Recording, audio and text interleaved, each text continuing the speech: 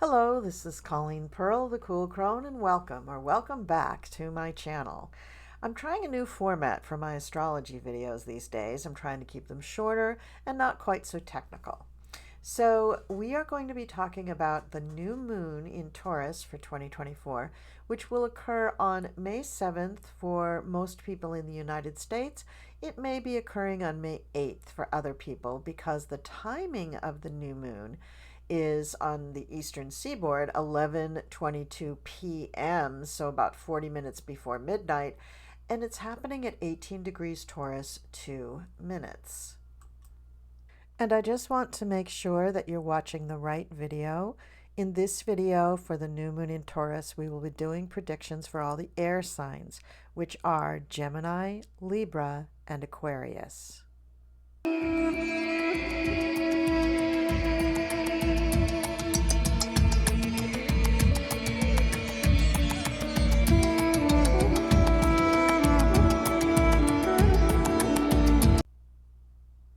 So, what does it mean when the moon is in Taurus? Well, while the moon is in Taurus, which means it's right there with the sun, we're very sensitive to stability in our life. To feel secure, we need stability, which is not always easy to come by, nor is it easy to believe that we truly have it. Life right now can be very unpredictable, so it's good to make sure that you create as secure an environment as possible. When the moon is in Taurus, we also love fine, good, comfortable surroundings, but it is important to assess our own confidence and belief in ourselves, lest we try to use the more sensual pleasures of life, such as food and comfort, to placate ourselves or self-soothe. Often, when we're not sure of ourselves, we seek the armor of material things, which actually does nothing to assuage our insecurities. What do you do on a new moon? Some people celebrate the new moons by getting together with friends and talking.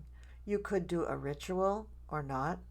You could have a bonfire, since in the northern hemisphere it will be warmer. Or you could cook and share a nice hot meal with lots of seasonal veggies if you're in the southern hemisphere. Whatever you end up doing, let me tell you what you can use the new moon energy for, because this is where the true magic of our universe really lies. The new moon is time to clear away the clutter, whether this is in your closet or your closest circle of friends. It's also a good time to make plans for accomplishing new things for the month. Or you can make plans for accomplishing your normal routine in an easier way so that it's less stressful for you. Also, you should tune into your body. Now, when you do this, I don't mean just kind of looking down and saying, oh, I need to lose 10 pounds. That's not the kind of tuning in I'm talking about. I'm talking about really allowing yourself to relax and feel what's going on in your body. You may want to do this lying on the floor or in your bed or in a nice hot bath or on the couch or just standing upright. Allowing yourself to really truly relax the same way that you would prepare for doing meditation allows you to feel where in your body you're holding tension or pain or any kind of discomfort or stress. So tuning into your body is the first way of understanding shadow work. When you feel that there's a funny feeling in my stomach, that's your body telling you that you're not comfortable with something or that you're afraid or insecure, which is the real deal about the new moon in Taurus, is your security, right? You could feel that there's a set of muscles that are very, very tight. What does that mean? You could feel that there's a knot in your shoulders, or you could discover that there's some sort of a bump in your calf. What is that? So a lot of these things are not usually medical emergencies, but they are clues from your body about the types of emotional things that may be holding you back.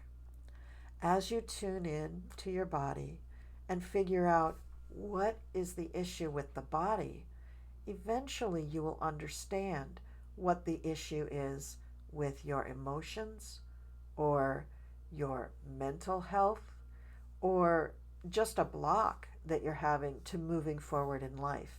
And since the new moon is about starting fresh, starting new, and making plans for accomplishing new things, it is the right time to at least identify things that need to be cured, healed, or removed in order for you to live your life to the fullest, to accomplish and manifest your highest potential, and to really live in joy in your life.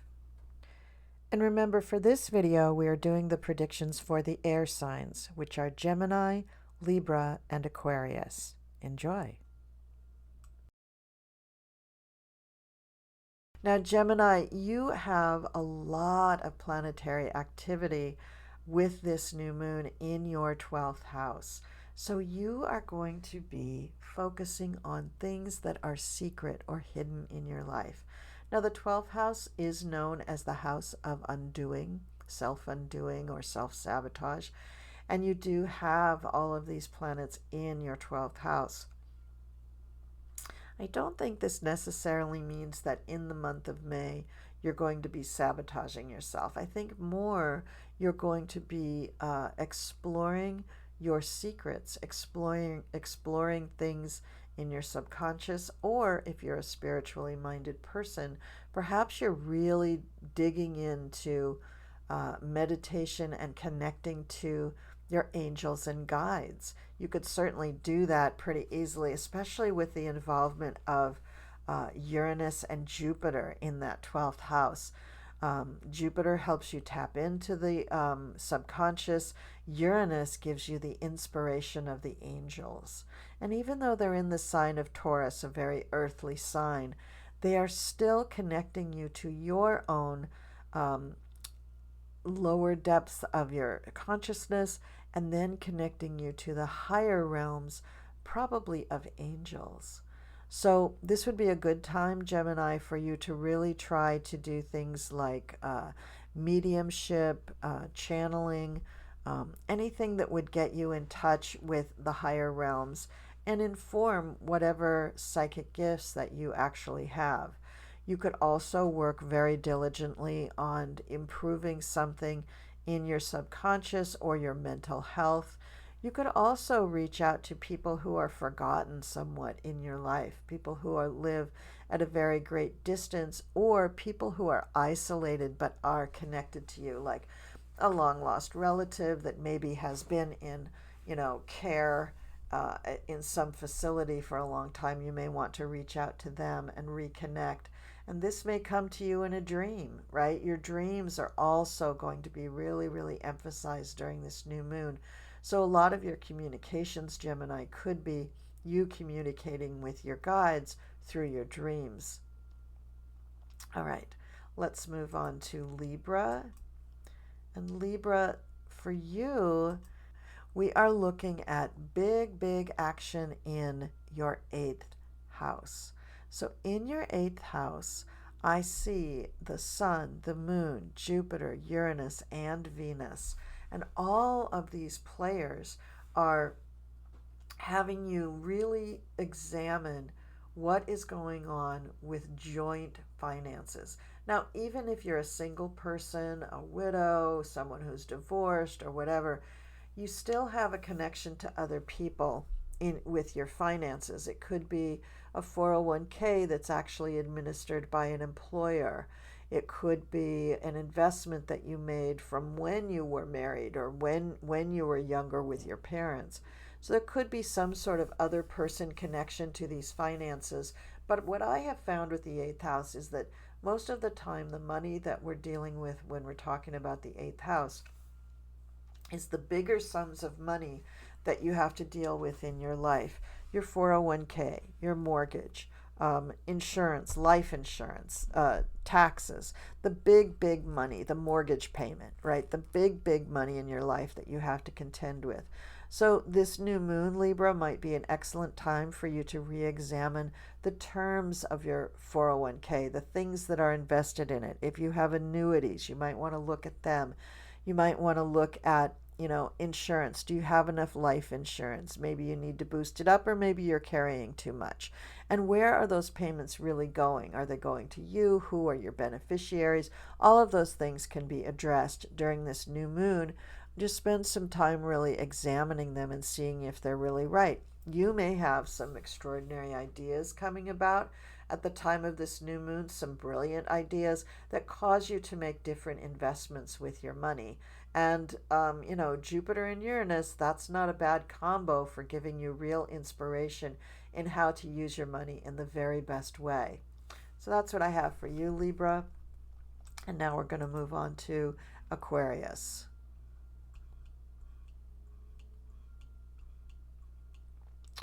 All right, Aquarius. So this new moon is hitting your fourth house. So what does this mean? Well, the fourth house is literally your house, your home, the thing that you live in, the property that you live on. So whether you live in an apartment or a home that you own, you are going to be focusing on that domicile during this full new moon. Sorry, it's not a full moon, it's a new moon. So during this full moon, you're going to be really thinking about, how secure am I in this home? Can I afford it? Or maybe I want to trade down, trade up. Maybe I want to make some improvements in it. Maybe the security, literally, the locks on my door need to be replaced, or maybe I need to actually invest in a security system like, things on your windows, things like that. You might be looking at either replacing a system or investing in a new system just so that you feel very, very safe. And Aquarians are not prone to showing fear a lot. They're a pretty aloof intellectual sign, even Aquarius rising. But I do want to point out that right now you're going to feel very, very vulnerable, actually, at the time of this full moon. Now, I also want to point out that Pluto is in Aquarius in the very early degrees.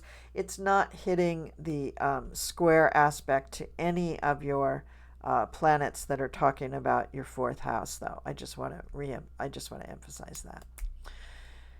So look towards safety. Think about the safety of your home. You could be making changes in your home at the time of the new moon, or better yet, you could be planning certain changes about, concerning your home, adding on, combining rooms, replacing appliances, things like that. That could all come up when the new moon is going through your fourth house. But I think more importantly, you want to think about your security and safety and make any kinds of upgrades and changes that you really need to at this time. So that's it for all the predictions for the air signs for Gemini, Libra, and Aquarius. If you'd like to watch the video for your sun or moon sign, and it's not one of the air signs, please go back to my channel page and you'll find the video for your sign. Thank you and see you next time.